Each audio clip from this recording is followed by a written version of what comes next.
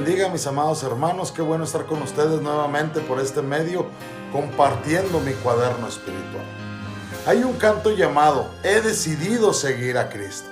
Y en este canto hablamos de la decisión de seguir a Cristo y no volver atrás. Es cierto que si Dios nos dejara nuestras decisiones, jamás habríamos decidido seguirle.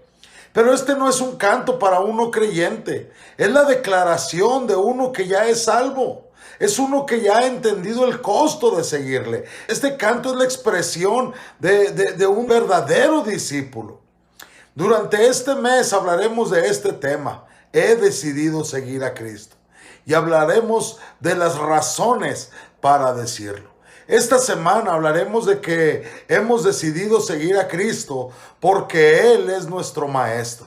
En el Evangelio de Marcos, capítulo 1, versículo 22, leemos: y se admiraban de su doctrina porque les enseñaba como quien tiene autoridad y no como los escribas. El pasaje de hoy nos presenta a Jesús y a sus recién llamados discípulos entrando en Capernaum. El nombre Capernaum significa pueblo de Nahum. Puede ser que esta fuera una referencia al pueblo natal del profeta Nahum del Antiguo Testamento.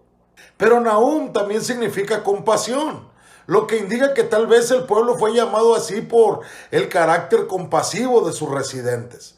Capernaum era una próspera población pesquera. Fue ahí donde Pedro, Andrés, Jacobo y Juan tenían su empresa pesquera y donde Mateo trabajaba como recaudador de impuestos. Esta ciudad había sido construida sobre una importante carretera romana. Por eso era una importante ciudad comercial. Según los historiadores, tenía un paseo marítimo que se extendía por unos 800 metros a lo largo y se asentaba sobre un muro de contención de 3 metros. Desde ahí se extendían los muelles de unos 30 metros dentro del agua, lo que facilitaba el acceso a la ciudad de los barcos pesqueros. Después de que las personas rechazaron a Jesús en Nazaret, Jesús estableció ahí en Capernaum su centro de operaciones. Ahí fue donde hizo todo su ministerio de Galilea. Marcos sigue explicando que los días de reposo Jesús entraba en la sinagoga y enseñaba. No era inusual que Jesús entrara a las sinagogas porque siempre tenía esta costumbre de asistir los días de reposo. Este sistema de sinagogas fue establecido durante la cautividad, pero después de que regresaron del exilio, los judíos siguieron con este mismo sistema de las sinagogas. Cuando ellos estaban ahí en esos lugares, ellos ahí aprendían a leer, ellos ahí aprendían a escribir y interpretaban la palabra de Dios. Había una política que se llamaba la libertad de la sinagoga. Permitía a cualquier hombre apto en la congregación ofrecer la explicación del pasaje del Antiguo Testamento. Ese privilegio se extendía con frecuencia a los rabinos visitantes, como ocurrió con Jesús. El apóstol Pablo también hacía esto de aprovechar estas oportunidades.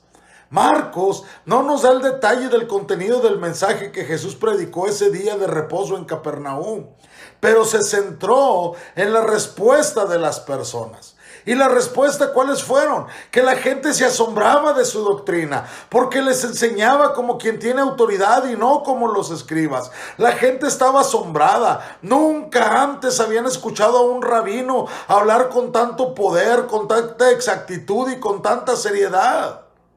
La palabra autoridad habla del gobierno, del dominio, de la jurisdicción, del poder, de los privilegios. Jesús enseñaba con absoluta convicción, con objetividad, con dominio y con claridad. Jesús hablaba de la verdad con la confianza inquebrantable del Rey Divino y la gente solamente podía responder con asombro ante Él.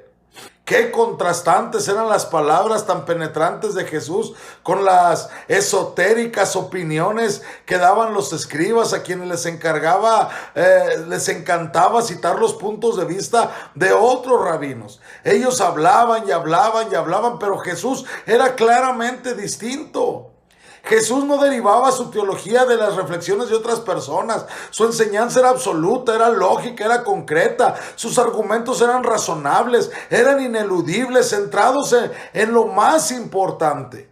En consecuencia, cuando ellos iban a las sinagogas, iban a escuchar lo que los escribas decían, pero ahora se estaban encontrando con lo que Jesús, el maestro, les decía. Jesús es digno de ser seguido, porque Él es el mejor maestro. Y quienes predicamos en la reunión de la iglesia, quienes enseñamos en privado o en público, deberíamos seguir el ejemplo de Jesús, no andarnos por las ramas y predicar las cosas claramente.